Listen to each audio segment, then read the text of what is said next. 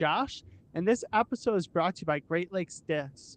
Whether you're looking for cool new gear or your new favorite disc, Great Lake Discs has what you need. Click the Linktree link and you will see the Great Lake Disc link. Click that and start your shopping today. While you're on the Linktree, you'll also see a link for Idio Sports. If you want to take your game to the next level, make sure you get Idio shoes on your feet. The only disc golf shoes made by disc golfers for disc golfers.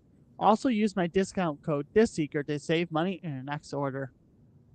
Without further ado, I'll let my guest fully introduce himself, where he's from, and how he even got into disc golf.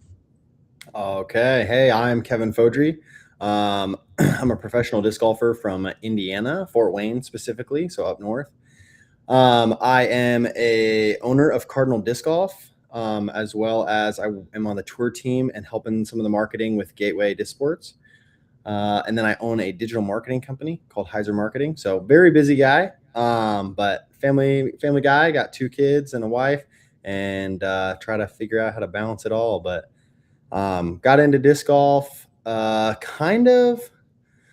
played like casually for years with just like one disc with my brother and a friend. But never knew any of the rules, never played tournaments, never even knew any of that stuff really existed. And then went to college, didn't really play for 2 years. And then like junior, senior year, I had a little bit more free time and I played a little bit. And then I didn't, and then I got out of school and the job I took, I was the director of marketing for a big resort company. I was busy every weekend. So I literally didn't play disc golf for 3 years probably. And then all of that time, I played pretty competitive in Ultimate, and so I was I would say a pretty competitive Ultimate Frisbee level player. I played with professionals constantly and professional teams. And then after I left that job, I got another job that gave me some more free time, and I ended up playing a little bit of disc golf. And I think the second tournament I ever played, I won in MA1, and so I was like, oh, maybe I'm kind of good at this. I should play some more disc golf, and fell in love with it. Ultimate's still my first love as a sport. I probably still enjoy Ultimate more than disc golf, but the injury risk is just so high in Ultimate, and there's no money in it, and just didn't seem worth it to me. And so ended up choosing to go the disc golf route. And I mean, I love disc golf. I'm obsessed with it more than most anybody. So I play every day. So yeah, that's a little background about me. So That's really cool. So speaking of Ultimate, did you see Brody Smith I posted did. that he started playing Ultimate again? Yeah, one of my good buddies, Nick, who I play with pretty much every week, he played for the Alley Cats while Brody was on the team too. So yeah, I'm in Indiana, so Brody played for the Indianapolis Alley Cats for a little while. So I've played with basically all of those guys. My last, I would say, like super competitive league game or tournament in Ultimate, I played against Travis Carpenter from the Alley Cats the year he won the MVP of the AUDL. So Oh wow. it was pretty good. Yeah, it was Yeah. fun. So did you ever cross paths with Brody and play against him? Well, I he did was not. No, okay. no. I was in college when he was playing professionally, and I considered trying to play professionally when I got out. It was just I'm like a very career driven person as well, and so things have to make financial sense for me in order for me to pursue it a little bit more. And so, especially at that point in life where I was like newly married and stuff like that, I was pretty focused on my career. So Yeah. yeah, Yeah. I don't know how good Brody was at Ultimate. he I was very guess good. okay. Yeah. Cause I got like when I found out about Brody, he was with Dude Perfect. So he was Hmm. doing all those trick shots, and that's Yeah. all I ever knew of him. And then he came to disc golf, so I was like, oh, okay. Yeah, he was very good at ultimate frisbee. Pretty much everybody who plays professional ultimate frisbee is pretty good. There are a couple of teams that like they're not that great. But that's not to say that they don't have good players. Like I've played with some guys who are like professional ultimate frisbee players who like were not very good, but they were still very good compared to your average player for sure. Yeah. Yeah, speaking of Alta, I'm surprised that we don't see like any like retired NFL wide receivers or anything getting into Ultimate or It's just anything the like that. injury, man. The injury risk is so high in Ultimate. It really is. I mean, basically everybody I know that plays professional Ultimate has had some form of an ACL, MCL, meniscus, Achilles, something serious in their leg, because there's so much lateral movement, and then sprint, lateral movement, sprint, cut, stop. It's just, I mean, it was like constantly. I think the last full season of Ultimate I tried playing down a division and just like playing with my buddy. Like some of my buddies were not very good. And even there, I was like, people were just running full speed into you and stepping on your leg. And I was like, I think I got like three sprained ankles in like one season. I was like, I can't do this anymore. This is ridiculous. Yeah, that's when I would have hung it up and been like, I'm done. Yeah, This is a young man's sport. I've jumped into a couple of Ultimate games since then. I definitely still can play for sure, but the endurance of especially like playing defense definitely goes away quick, because I used to be a lot faster than I am now. That happens with age as well. So yeah, I've been noticing that too as I'm getting up in my 30s now. It's like I used to run a lot faster than this, and now it's not going too well. I'm still pretty quick, but not what I once was. That's for sure. Yeah. So, what's the disc golf scene like where you're from? Not too far from you guys. If you guys are in Michigan, Fort Wayne's got a pretty big disc golf scene. I think our disc golf scene is kind of unique. I wouldn't really, it's like very clicky, which I think is kind of weird. There's definitely some like different segments of people who like only play with certain segments of people. And I really try to like break that up and play with everybody. And that has definitely worked in some things. Like typically when I run a tournament, like you kind of get people from all of the different groups of people to sign up and play and do things in my leagues and things. But that's an intentional effort for sure. Like I'm running a league, right? Like a sanctioned league right now. And I just like have Cardinal. We just cover the cost of the league. So anyone can come out and play like a free sanctioned league. And part of the reason we did that was because back when I used to run sanctioned leagues, it would cost $3. Like it was nothing, but we would get like 10 people out. And I was like, this is just not what this should be. Like we have a huge disc golf community. And so I started it this year. I was the first time I ever did it where I just covered the cost, and we've been having like 30 plus people every week, which is super sweet. So yeah, it's been awesome. I've been enjoying it for sure. Disc golf in Fort Wayne is unique. We have a lot of courses, a lot of very similar courses. I think, it's kind of hard to like shred in Fort Wayne, because all of our courses, you like basically 1,000 is like almost 10 down on every course. And so like when I go out and play a league, I have to shoot like a 13 or a 14 down to shoot above my rating, like on some league nights. And so it's like, that's kind of a tough expectation. So like, there's not a lot of high rated players here. And so like, typically, unless, one or two other guys come out, I'll be the highest rated player at league by like 20, 30 rating points, which it's like, that's a little tough sometimes, because now it's like, okay, well, I have to win by about 6 just to shoot my rating.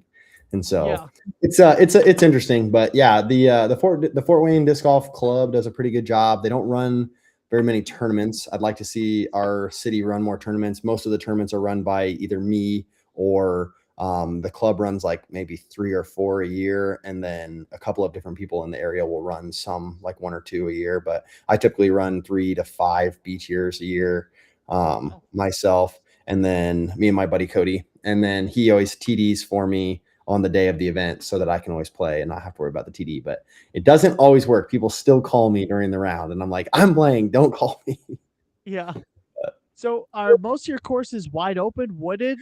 No, they're all really, they're almost all pretty wooded. Okay. We have like maybe one course and then like another course that's like half open those are both pretty open, but the rest of them are all in the woods pretty much. Yeah, one of the ones that's like half open, that's actually probably one of our hardest courses too. So it's pretty long and got water carries and stuff like that. But then half of the course is dense woods. So it's like, it's a good mix of them. But yeah, a lot of woods, not a lot of elevation change. Oh, okay. That's gonna be the next question. Yeah, pretty flat for sure. There's basically no elevation change in Fort Wayne besides on any of our courses, besides like, I think our largest elevation change is like maybe like a 20 to 30 foot drop. And then after that is like a 10 foot.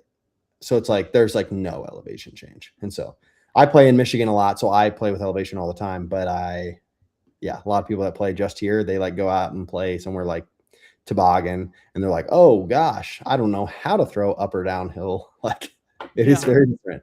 So Yeah, in like the Western New York area, we have like open courses, wooded courses, and elevation, like mm, and like a combination of all these courses. And yeah, like there's like within like an hour drive of my house, there's like at least 15 courses, and you can choose if you want to play wooded, wide open, or elevation. It's so yeah, cool.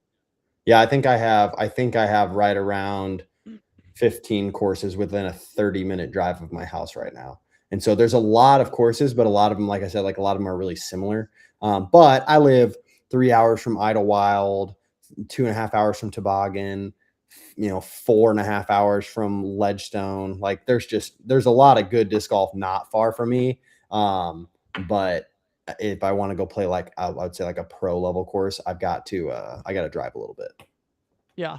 So do you pop in and out of like when the pro tour like makes stops near you, or do you kind of go out and travel a little bit with the pro tour?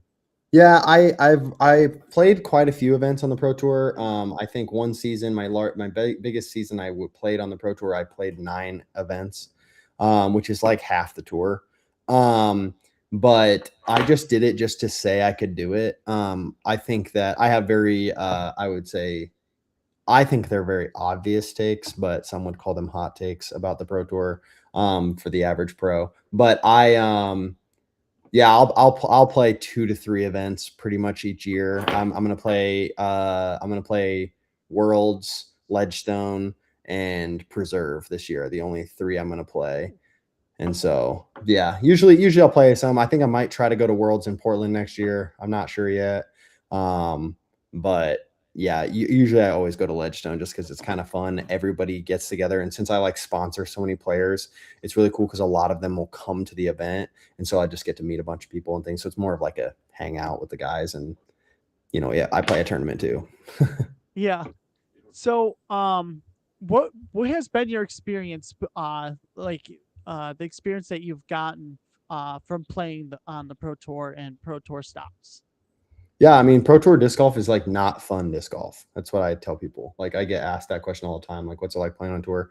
Like, I hope you enjoy being really tired, throwing really hard, and kind of throwing the same shot a lot.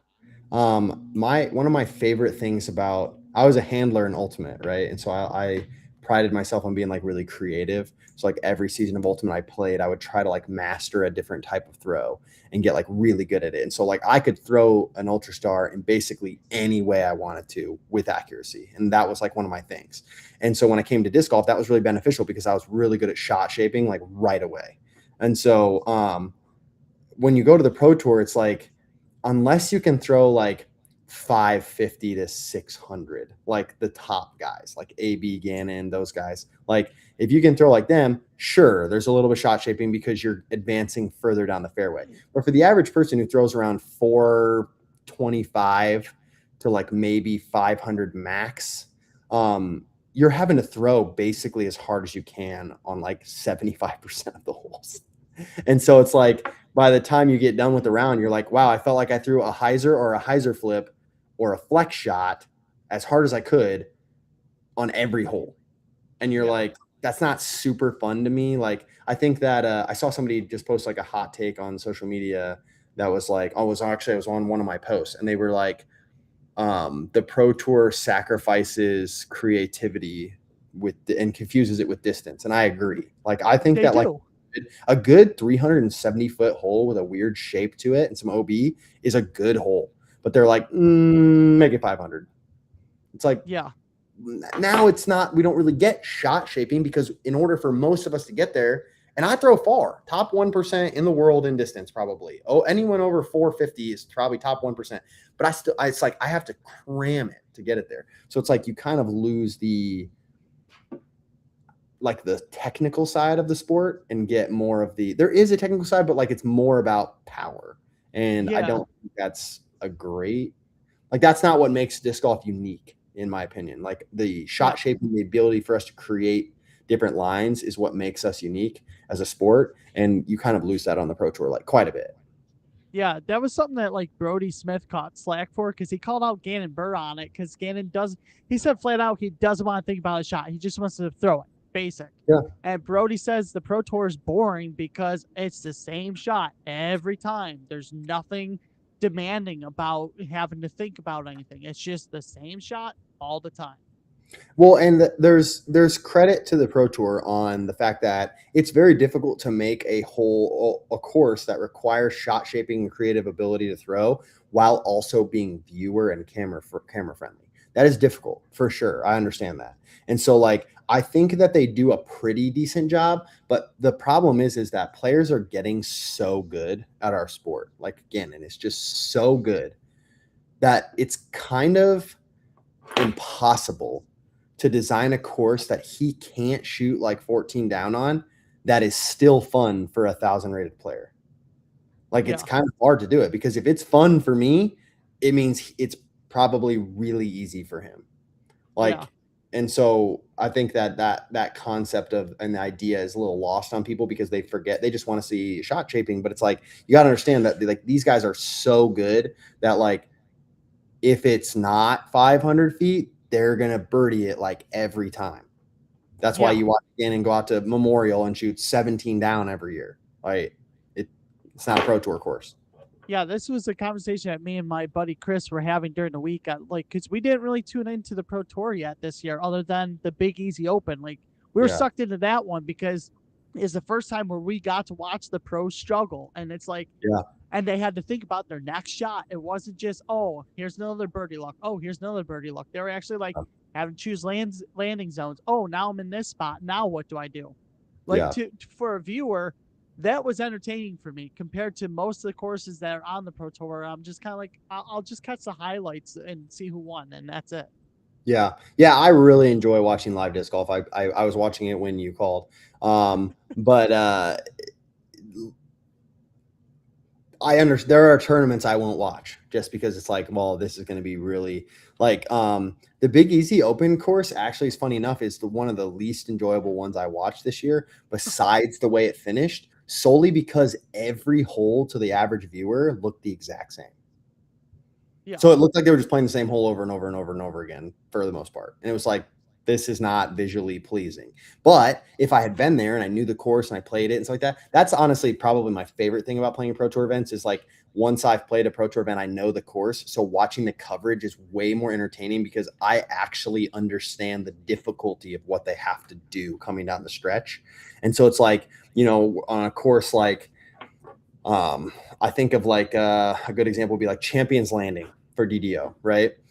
Very boring looking course on camera because it's just pretty much wide open for the most part. But like I've played that course. And so like I know coming down the stretch, like, oh, well, they're just going to try to eagle it. It's like, yeah, but in order to go for the eagle, you have to land in a very specific shot. And it's not a short shot and it's very small landing zone. So it's like, you know, I guess it gives you a perspective of understanding how difficult the challenge ahead of them is so that you have to understand like the obstacle they have to accomplish in order to like come back and win. And so, or hold on to it. So that's one of my favorite things about playing Pro Tour events for sure. yeah. Now for is do you think that there is a way where you can get like players to actually like explain what they need to do on the course, kind of like what Jomez does, but like for the live coverage to make it more entertaining for the viewer and so that they can fully understand what actually is going on? You know, I like the one of the areas I think disc golf in that regard, I guess, one of the areas I think professional disc golf could definitely improve is number one is the commentary. I think the commentary is kind of played out with the people that we have a little bit. There are some people who do a really good job, but you could tell because like Gannon did the commentary for Cascade and everyone was obsessed with it. Number one, he obviously has good intuition because he's the best player in the world. But number two, it's just somebody different. And so I think that getting some different people in that talk, like guest hosts and stuff like that, is definitely a beneficial thing. But I like the on-course commentators, like asking people questions like, you know, on backups and things like that. I understand that some people don't like that because it can like take you out of a little bit of like a flow state in your round. But that stuff's super entertaining to the viewer for sure. But I also think we should have better people doing that. Maybe like Brian's pretty decent at it, but like, and I like Sarah Hokum. She's a great person, but I think she's not good at it, like at all. Yeah. And so, like, I think Zach Melton even did kind of an okay job. The only thing with Melton, like he does a good job interviewing the player. The only problem is he's like a very funny personality. And so like that I definitely could see kind of taking people out of their rhythm just because he's coming over and like joking with you a little bit. But yeah, I don't know. I think the commentary and the on-course commentary could all use a little bit of a revamp or a redesign, but that's every change basically I could ever suggest to the Pro Tour requires the one thing they don't have, which is money. Yeah. So Unfortunately, we're not golf yet, so yeah, way better than we used to be, but still a long way to go. Yeah. So, out of all the courses you've ever played, what do you think? What would you say are your top 5 courses? I have different lists. I have like 5 coolest courses I've ever played, and I have 5 best courses I've ever played. I'll say coolest. The coolest courses I've ever played, like the courses I would say like you should go play this at least once in your life. Number 1's Maple Hill. It's just, I mean, that course is just unbelievable. Like the whole time you're playing it, you're like, that's probably the Pro Tour course I think gets it the best on shot shape and creativity while also still being long and hard. Because that course is sick. Anybody can play good there, but not anyone can shred there. And so it's a good separator course because it requires you to be at the top of your game, but also still like requires Pro Tour level shots. So I'd say Maple Hill's number 1. Number 2 is honestly kind of new. I'd probably say it's North Boundary in Pennsylvania. I just played a tournament there. The course, I loved the course. The course did not like me. I think throughout the course of 3 rounds, I had like 16 rollaways from like over 100 feet. The whole course played on the side of a mountain, but very cool course. If you ever get the opportunity, that is definitely one of those courses where I played and I was just like, dang, this course is super fun and very cool. It's very rare that I'll play terrible in a tournament and still be like, dang, like I can't wait to come back and play this course again next year.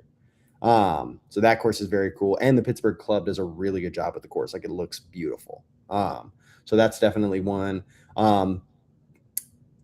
Number 3 is probably Northwood Black. I just think Northwood Black's a great course. Another course where I think the distance and the creative shot shaping is just required, and that's awesome. North Boundary is also similar to that. I think that's like can be like a Pro Tour level course. The only problem I have with that course is there's a few holes that need a few trees taken out if they were. And I talked to the course designer and one of the guys who does all the work on the course while I was there, and he agreed with me. And so the holes, the trees I mentioned, there's a couple holes where you can throw basically a perfect shot and have nothing, and I don't love that. But yeah, so it'd probably go Maple Hill, North Boundary, Northwood Black.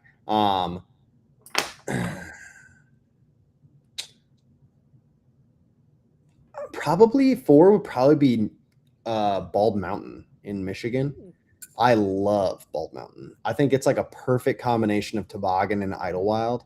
Very good course. Just a lot of elevation change, tight woods shots, a couple of open holes where you have to still shot shape a little bit. It's just that is basically a perfect disc golf course to me. But it maybe loses out to the other ones just based on purely on location. Like there's ones that it's not a Christmas tree farm. It doesn't look legendary. Yeah. But it's just as good of a course in my opinion. And then number 5, let's say, I'm going to go maybe one nobody ever mentions in their top 5. I'm going to go with Pickard Park in Iowa. Also just a really fun course. The only problem I have with Pickard is the course is a little bit easier than most of the Pro Tour courses. So what they do is they just make it so that every time you go out of bounds, you go 200 feet from the basket. And so it's like, I think in the tournament round, one of the tournament rounds I played there, I went out of bounds 3 separate times by sub 6 inches each time. And every single one of them went out of bounds inside the circle. And I had to go 200 plus feet away from the basket. Oh my So gosh. it's like, man, I'm barely off, but now because I was barely off, I have to go and like they're not Yeah. gimmies up and downs. I mean, a lot of the drop zones are the FPO pad, so it's like you're playing a whole par three, like, Yeah. and so that's the only complaint I have with that. Like I had one hole that it's the one that's shaped like Iowa near the end. It's like 16, I think there. Really hard hole, but I laced the tee shot, threw my second shot, landed on the island. I was like, oh, okay, this is awesome. And then I got a red flag, and I guess I had slid out the back by like 2 inches. So I was 12 feet from the basket out of bounds. And I had to go to a drop zone that's 200 feet from the basket. Then I threw my shot coming into that right by the bucket, and I hit a stake, like a metal, like a wooden stake, and it kicked me off the island again. So then you have to go to a 65-foot drop zone putt, and I missed that. So I ended up taking like a triple quad bogey or something like that on a shot that was 3 inches from a parked birdie. Oh Like it's my like gosh. I don't love that. Like it seems way too punishing for what it is. Like, but I understand that like it'd be hard to tell if you crossed because you're throwing uphill and blind. And so it's like that's a little tough, but the hole created a lot of score separation, whether that be good or bad. But it's like somebody could have played that hole terribly and took the same or a better score than me, even though in reality, like the shots I threw were really good. They were just not perfect.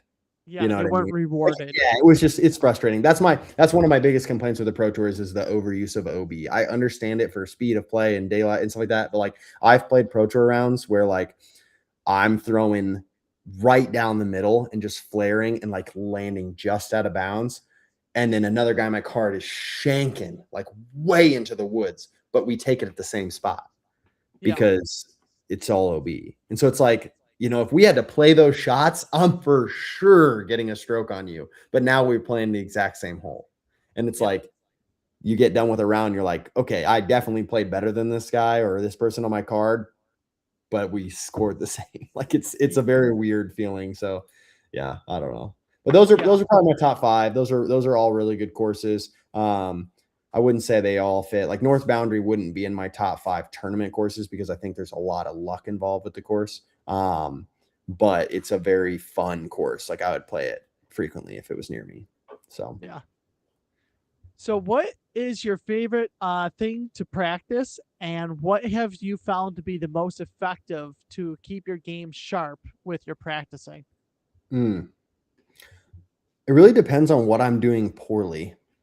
I really just try to I keep stats on every tournament round, and I usually keep stats when I play casually as well. But I try to look back and see like what statistics can be misleading. I just had this conversation yesterday. Like I've had rounds where that's why I think it's important to keep your stats. I've had rounds where I was like, man, I really putt bad that round. But in reality, I didn't really putt that bad. It was the fact that I kept leaving myself at 30 feet instead of 12. And so it's like, yeah, okay, maybe they didn't all go in, but I still made like 6 30-footers. The real problem is every single one of my 250-foot up shots landed at 30 feet instead of 12. And I should have been parking holes so that my putter wasn't so stressed. And so yeah, it's really just depends on what I'm struggling with that weekend. I mean, my favorite thing to work on is probably just throwing shot shaping. I like to go out and I'll pick like a really small gap on a course and I'll just like unload my bag on that shot, just like working on the shot shape, and I'll try to hit it with like every disc in my bag just to like figure out how I have to release a disc to get it to take a certain shape so that like depending on how I need the disc to finish, I know how to at least hit the initial gap with that disc. So I like to do that for sure. And then the thing I do the most is putting. I putt in my backyard like literally every day. So it's the hardest part of disc golf because it's the most mental. So that's the one I work on the Yeah. most. Sure. But So what is in your bag this season, and what drew you to Gateway? yeah. Lots of my discs in my bag are really pretty new to the lineup. Gateway didn't have a huge lineup when I joined the team. It was big, like we had a decent amount of molds, but it wasn't like a fully complete lineup. They were still working on a lot of their discs because they had had so much success with putters and stuff like that, that's really where they put all their focus. And part of me coming to the team and helping, like all of last year, I was the director of marketing for Gateway, tried to help them like kind of get in the right direction for the brand. Did a really good job. I personally think redirecting the brand image and direction. I didn't know anyone in all of Indiana basically who threw anything other than a wizard from Gateway. And now if you go out to league, there'll be 10 guys with a full Gateway bag. And so it's like definitely can see like, especially like in the Midwest, a direct relation. I think like over half of the B tiers in all of the Midwest this year have been won by somebody who's on Gateway. And so definitely killing the local scene for sure. With guys like, I won some tournaments. We got Sam Smeagol wins a bunch of tournaments, especially B tiers in Michigan. Frank Smith's won quite a few tournaments. Aiden Hostler is on our diamond team. He plays at Gateway. He's won a couple of tournaments. And so definitely a decent number of people who are like throwing Gateway and winning tournaments in the Midwest, which is really cool to see. Shows that is stack up, but in my bag right now, I mean, I bag quite a few molds. I definitely work with most of our proprietary partners. So Gateway definitely manufactures for a lot of smaller brands to help them build their own company and their own dream in disc golf. So like Goliath, Hooligan, Flight Lab. Flight Lab is actually started by one of my closest friends, Cody, who lives a mile from me. And he is here in Fort Wayne. And so he gets his disc manufactured by Gateway and runs his own brand. They have a couple of molds that are really good. And then, I try to throw a Reptilian. I throw one of their discs too. But I try to throw everybody's just to try to support all the different small brands. But we've got some really good discs. I mean, I think years ago, you could say things like, I can't throw this brand because they don't have a full lineup or this, whatever. But like basically every major company has a full lineup now. Like, Yeah. There's maybe one or two companies I couldn't switch my whole bag to right now and play just as good, And so I think that all the discs are good, and it's less about finding the best disc because I think everybody makes good disc, and it's more now about finding people that support you and the community you want to foster in your disc golf area, right? And so like Yeah. Gateway has been really good about supporting me and the community I work with and things like that to an extent with where it's like no other brand I've ever worked with has done a lot of that stuff. And so that's kind of how I ended up at Gateway. I was on Prodigy on their tour team and for a year, and I'll leave out the details, but basically there were some things that were mentioned that would come to fruition had I provided some level of promotion. And I far exceeded that level of promotion. And Prodigy numbers were very good in the Midwest. And then none of the other end of the bargain was held up. So Ooh. I decided to leave there. They offered to bring me back, and I was like, I'm gonna step away. And then Gateway called me out of nowhere. Actually, I remember I was watching the Michigan football national championship game, and I got a phone call from an unknown number, and I answered it because I own two businesses, so I always answer the phone. And then it was Dave McCormick, the owner of Gateway, and he was like, "Hey, someone told me that I should call you. They said you sell more discs than anybody they know, and I just want to chat with you." And so we talked about some of the numbers I had from working with Prodigy and different things, and he's like, "I don't care." One of Prodigy's biggest things was they wouldn't promote me onto their team until I was touring, and I was like, I have kids, and I own businesses. Yeah. I'm not going to tour full time. That's just never going to happen. That makes no sense to me. And Dave was like, I don't care what tournaments you play. If you sell this and you promote the brand good, he goes, I want you on my team. And so I have had some opportunities with Gateway that I don't think any other manufacturer ever would have offered me at the time. And it's paid off for them because I do sell a lot of this. And I think I have a pretty good impact here in the Midwest too. Like I've seen a really big shift in what people throw. Because when I was on Prodigy, there were dudes who threw all Prodigy, and now that I'm on Gateway, there's a lot of guys that throw all Gateway. And it's not just me for sure, but definitely the promotion and the recognition I try to bring to the brand, even just through like subliminal advertising, just showing their products constantly in social media, is definitely been effective for sure. So. Yeah, I've started noticing more and more people like out in Western York area throwing Gateway. Like I didn't know anything about Gateway until Yeah. like my buddy from Andrew in Rochester. He's sponsored by you guys, and he Nice. switched over full bag. And then recently, you guys just signed Alicia, so Yeah, at least she's yep, I'm the one who sent her in today because she's on Cardinal, and I was like, I just saw her doing the things I tell all the pros that ask me what to do. She works really hard outside of when she's playing, and I was like, if you're willing to put in the effort, like I want to make it easier for you. And so I connected her with Dave, and we got her onto the tour team with us. And then yeah, she's a great player for sure. yeah. I'm on multiple teams with her, and like Yeah, we live right by each other, so we're always like nice. competing in local tournaments against each other. But yeah, Sick. she hit up a couple of the team chats that I'm in. She's like, I just got signed by Gateway. I'm like, oh, this is awesome. Yeah, that's super cool. Yeah, for sure. I literally saw her make a post about like door dashing, and I was just like, man, I was like, she doesn't have anyone helping her with tournament entries or anything like that, and she's still doing it. And I was like, I called her and I was just like, hey, I was like, do you want to be on our team? Like, I was like, I want to do something to make this happen for you. And she's like, that would be awesome. And so we sent her discs to try and things like that to make sure it was a good fit before. And then she was like, yeah, she's like, I'm really liking these discs. I mean, and they are good. Like, I think that if you are like a lower level like MA2, MA3, or if you just have a lower arm speed, like FPO players typically have a little bit lower arm speed, the Gateway lineup might be the best disc golf lineup in all of disc golf, because we have like a couple of discs, especially like the Spear, the Element, and the Ether. I don't think there's any manufacturer that makes better discs for slower arm speeds, because like I can throw a Spear at my arm speed, and like a kid can throw a Spear and get a flight out of it, right? And so it's like, I mean, I think that basically every single player I've ever played with in FPO could take all their drivers out of their bag and put a Spear in there, and they'd probably play better because it goes so far and it's so controllable. And Alicia did that exact same thing. She literally took all her drivers out and throws only Spears on drivers because they're so, Yes, it's a 9 speed, but it's so good. yeah. So she went from Escapes last year. That's what she was go Yeah. to now switching out to the Spear. Yeah. Yeah. Yeah. So very, very good disc for sure. But that's cool. Yeah. I didn't know you guys usually live near you guys, but Yeah, yeah. We've competed head and head in like MA2 tournaments at times. nice. Sick. Yeah, That's cool.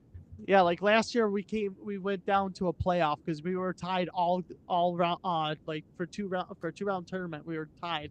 Every birdie she got, I got the birdie. So it was just That's like the crazy. whole time we were neck and neck. It was crazy. That's awesome. Did you win the Yeah. playoff? No, she did. I shanked. Oh, I got nervous. I that was your shanked it moment of so glory. bad. Yeah, No way. She parked it and had an easy tap, and I shanked it so bad it went like 50 feet left. I was like, well, that wraps that up. that's crazy. All That's right, awesome. we got a question here from Chain Theory DG. He says, "Hey Kevin, as a business owner, what do you look for when picking sponsored players?" Question mark. And then he goes, "I might be a huge fan." um, it's tough. I really try to be intentional about our team. Lane, if you don't know Lane is the art director for Prodigy. He is my business partner at Cardinal, and so we own the company together. And we run the whole business, just us two. And so we don't have any other employees or anything like that. So it's just us. And then yeah, I mean, we kind of have had this stance since beginning and starting the company that we both have jobs outside of Cardinal. And so it was never about the money. Like, money is always a byproduct of passion. And so we've always tried to run the business how we want to see it grow, not how we think we'll make it grow. And so whether that's sacrificing maybe a profit margin here or there, like, we always just try to do what we think, like, hey, if there's a player that we really like and we want to sponsor them, but we know they're not going to sell any jerseys, guess what? We still sponsor them. Like, and we have quite a few pros we've sponsored that they just straight up do not sell jerseys, but we just don't care, because it's less about them selling a bunch of jerseys and more about that confidence that they get to walk onto the course with, knowing that they saw someone wearing their signature jersey. Like, that is a cool feeling, and it gives you like a sense of pride for sure. And I remember like my first sponsors and things like that. Like the ability to give that to somebody else is like one of my favorite things in the whole sport. I honestly like sponsoring players more than I like playing. It's seriously so awesome. And so, yeah, so when we look for players to add to our team, I get that. I would say the most common thing I get is people say like, "Oh, I'm not good enough to be on the team." I literally do not care if you're good at disc golf, not even a little bit. You can be the worst player in the world, literally, do not care. I don't even think we ask for your rating on our application because I don't care that little. I think we ask what division you play so we can track things, but I don't like, we just like literally don't care if you're good. Like it's just not a consideration. But when I look for players, the main things I look for is I look for good people. One of my main points of emphasis with our team is I want every single time you're on a card with someone who's sponsored by Cardinal, I want it to be a good time. And so I really try to focus on people who I enjoy. And I've had Gary Daddario, exactly. Not good at disc golf. No, I'm just kidding. No, he's super good guy. But I always try to tell people like, if you look and see that someone you're playing with is sponsored by Cardinal, you should already know before the round starts that you're going to have a good time because they're going to be a great person. And I've been known quite a bit when if I play with somebody and they're not sponsored by us or by another apparel company, and I really have a good time playing with them, I'll straight up just offer them a team spot right there at the tournament. I've done that multiple times for sure. And actually there's a guy I played with last week who is not sponsored. I played with him at Echo, and he was super fun to play with. I was getting royally screwed the entire round. It was unbelievable how many bad breaks I got, and he was just cracking me up. And he's like, I've legit never seen anybody get this many bad breaks. Like but he was like making jokes with me, and he's like, don't worry, like I had a putt from 30 feet that went in. He's like honestly, with how it's been going, I thought it would spit out. Like it was just so funny, and so I just had a good time playing with him. And it's funny, I didn't mention to him in the time, but I was going to reach out to him and offer him a sponsorship. Like literally, he didn't even ask. I just know that like, it's like, hey, you don't have an apparel sponsor and you're a good person. Like I would just enjoy having you on our team. So being a good person for sure is number one. Number two, I really like people I'm a marketing person. So I really enjoy people who put forth effort. Again, do not care if you're good at disc golf or even really if you sell jerseys. Like that's not really it. It's just people who are willing to put forth and show like brand loyalty and brand commitment is big for me. So like one of the questions I do ask, it's sneakily the most important question on our application. So this is a little tidbit if you're going to apply to Cardinal is I ask at the very end how many Cardinal jerseys you own. And part of that is a lot of the time it catches people in a little bit of a lie in their applications. Is people will say like, you have the best jerseys in disc golf, but then list 0 jerseys owned. And so it's like, well, how do you know that? Like, I agree. I think we have the best jerseys in disc golf, but how do you know you don't own one? And so I like to see people who I'm a full believer in asking to be sponsored by companies that you already would support, even if they didn't sponsor you. And so that's a big one to me. It's like if you rock some of our jerseys and you already post and things like that. A perfect example of this is like Mark Felson. He is on our team. Mark does such a good job posting in our apparel. I thought he was on our team for a whole year and he wasn't. Oh, wow. And I literally messaged him and I was like, hey man, I haven't seen your application. And he's like, oh, I'm not on the team. And I was like, you're not sponsored by us? And I made a whole post about it. Like I made an Instagram story and I was just like, congratulations, Mark, you're on the team. Like that's crazy. I can't believe, like, it's just, there's so many, again, there's only one of me. There's 400 team members. It's very hard for me to keep track of everybody all the time. But I was just like, I see this guy posting the Cardinal jersey every day. He must be on our team. And it's like, nope, he's just really good brand advocate. So it's like, for as long as Mark plays disc golf, he will be on Cardinal. Do not care. I don't care if he plays 2 tournaments a year, sucks. Every single one of them, do not care.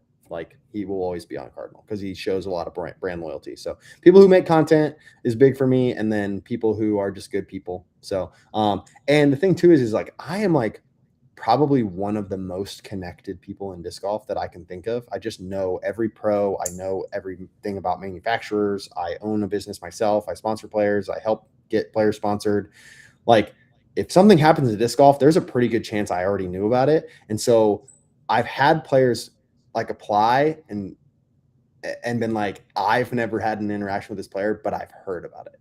And so like Yeah. it's not just, oh, well, I know some people might hear this and be like, whoa, if I get on a card with Kevin, I better be good and fun to play with, and then I'll get sponsored by Cardinal. But it's like you should be good and be a good card mate for everybody you play with, because like there's a good chance that you've played with someone I sponsor or somebody I know or something like that. So I always ask people, like if I go to sponsor a player, I'm like super specific about who we sponsor. And so like this last year we had probably 2,500 applicants, which is probably one of the largest Wow. applicant pools of any disc golf company. Um, I don't know many disc golf companies that get more than 25 applicants in a single season. That's a lot. And we're only 3 years old as a company. And so I went through and read every single one. And I looked up their social media and I looked up their PDGA page and things like that. And if I decide that I'm going to accept somebody, oftentimes I will look at, especially if it's someone I'm like not sure about, I'll look up their tournaments. And if I know someone they played with, I'll message that person and ask them like, hey, is this person like somebody cool we should sponsor on the team? And they'll be like, yes, no, here's yes, or this guy raged out or whatever. But so yeah, I try to be really specific. I read literally every single one. Sometimes people are like, when are you going to get through applications for Cardinal? I'm like, when I have a week to read, because that's how Yeah. long it takes. And so I think I spent probably 3 collective weeks of every single evening reading for hours to get through applications this year. And so Wow. we accepted like around 350, 330 team members this year out of over 2,500 applicants. So it's still pretty selective. But sometimes it's not even about like, oh, I don't think you'll be good or good enough or want to be on the team or whatever. Sometimes I try to not make it too big, because I think there's definitely a benefit in being selective about who's on your team and making your team feel special. And we treat our team really good. Like we have a custom team Discord where everyone talks every day, like constantly. It's dinging. And we have a whole custom private team page where we've got custom team drops of gear. I mean, I'm wearing a team hat right now where like you have to be on the team to get the gear. We've done multiple custom jerseys. We have 3 custom team jerseys right now for our Oh team that are wow. running on orders, and they're so sick. And so it's like we always do kind of that kind of stuff. And then like a lot of times if we run something for our team, we'll like never make it available to the public. It's just so it's like even if it's a super cool design, we'll just leave it for the team because that's unique. And Yeah. it helps them feel special. And when someone sees them wearing it at a tournament, like, man, where can I get that jersey? And it's like, you can't. Yeah. It's team. It's team only drip. Sorry. So we always try to make our team feel really special and involved. And anytime I'm out at an event, I always try to like if someone is on our team and I see him out of the tournament, I always try to talk to him. And I've played with at this point probably well over 100 people I sponsor, which is really cool. Oh So, wow. yeah. That's pretty cool. So what is hyzer marketing? I see now on your Instagram, because I kind of like checked out your Yeah. Instagram before hopping on. So I was like, oh, what is this? Yeah, so hyzer marketing is my actual job. No, it's when I worked for years in corporate marketing, I was the director of marketing for a large resort company, and then I became like the director of marketing, but also like the CMO for a large dental organization. And so we used to buy and rebrand private practice dental offices and stuff like that. So I've worked in the very corporate side of marketing. I didn't love what it did to me as a person. Just made me really stressed and really tired all the time. And I was surrounded constantly by people who I would say didn't share my values as a person. And so it was just really tough constantly to feel like conflicted at work. And so I stopped working there and got another job with a company. I'm not under any kind of contract, so I'll say it, but with Fox. And I worked there for 2 weeks and hated my life. And I was like, no, I can't do this. And so I talked to my wife and we decided that we were going to take a bet on ourselves. I started my own company 2 months before my daughter was born. Um, Wow. and so if you've ever started a business, that's scary. Thankfully I made good money and had a nice, some reserve because I work corporate and I don't have a very expensive spending habits. But it took me a little bit, but I got the business up and running. So I run a digital marketing company. I do full service digital marketing. A lot of that, the only reason I include that on my Instagram bio for my disc golf stuff is because I've done quite a few things in disc golf with it. I helped to grow and kind of revitalized disc. Back in the day. That was a small little company. Helped them work towards that buyout they had, which was pretty cool. I've done stuff done some like brand advising and stuff like that for different companies and things like that. Some of them I won't mention just because they like to keep things private. But I've worked with quite a few disc golf companies for sure. And then I've also done graphics, which is just something that I had never done before. But back when I started doing them, there was literally only like one person doing graphics in disc golf, and it was Paul Johnson, who works for Discraft. And I was like, man, or I guess he works for Ledgestone, but he does Discrafts too. But I wonder like how hard it is to make some of these graphics. Like, I feel like I have a creative eye. And so I just started messing around and I'd make hundreds of them before I ever posted one. And I remember the specific turning point where I was like, hey, maybe I'm good at this, is I made a graphic of Paul Macbeth and I sent it to him. And he was like, dude, this is sick. Can I post it? And I was like, absolutely. And so it was like right when I started making graphics, maybe only a couple months in, and I had already had like a share from Paul Macbeth, and he like tagged me in it. And it's a really high liked post of his. I think he has like 25,000 likes on the post. So it's a pretty sick. Yeah, it's a sick graphic. But then because I did that, I got connected with a couple of other pros, and I did quite a few of Calvin's, and I've done basically all of Gannon's graphics for the last like 3 years. Wow. And then any That's of his really cool. Yeah, any of his custom graphics or things like that. So I've done a bunch of those and things like that. But yeah, it's cool. I don't do graphics very much anymore just because I'm so busy. I don't really have the time, and it's not a super lucrative path. I did it more just because it's fun, but every once in a while I'll still make graphics just because I think it's fun. But kind of just taught myself how to do it and started doing it, and I thought it was fun. So I've got I think I have like a highlights tabs on my social media, on my Instagram still. It shows like a bunch of the graphics I've done in the past. So you can see some cool stuff I've done. But yeah, so Hyzer marketing, I mostly work outside of disc golf though. Still work a lot with people in the medical industry. I work with a roofing company, like various different companies, just doing all their marketing and social media and organic and paid content and stuff like that. So really cool. My wife also works in marketing. And so she works for me now. We just had her leave. She left her job when our second kid was born, like 7 months ago.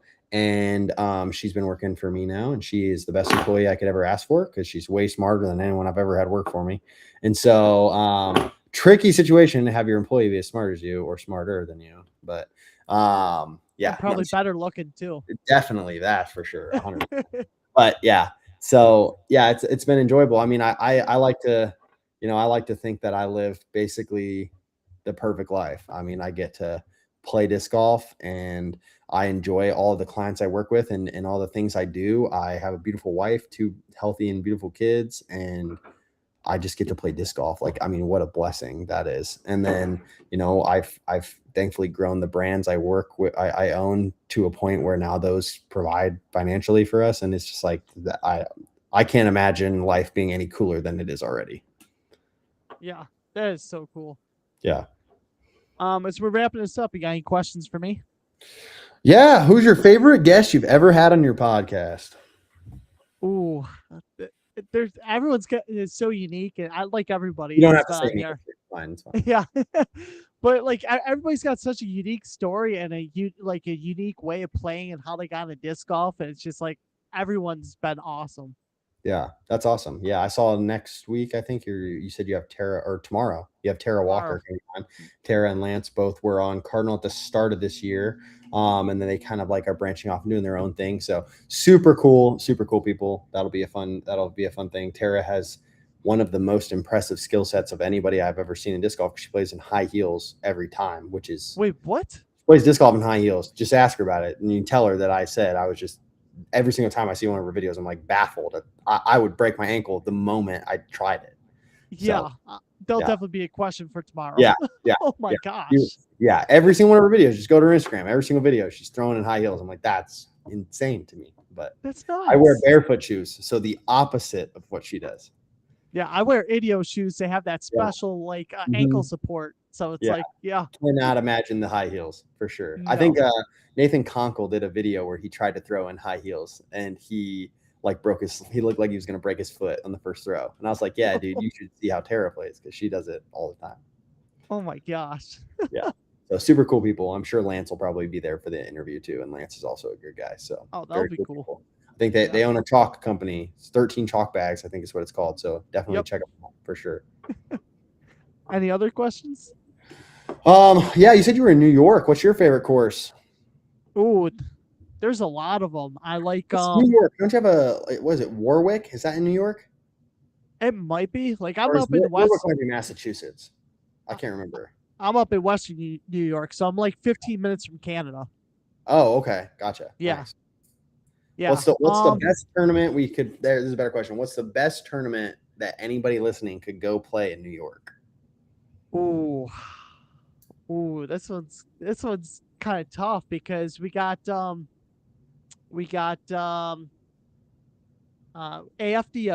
That one's got so much history. That was the Silver Series a few years back. Yeah. So yeah, that one's top one. So AFDO because that's always Rochester courses, which are phenomenal. Yep. And then Buffalo has BFDO, so Buffalo version of that. And What's BFDO stand for? Buffalo Flying Disc Open. Oh, okay. Same company that runs them both, or same club? Different club because AFDO is ran by Rochester Club, and then BFDO is ran by Western New York Club.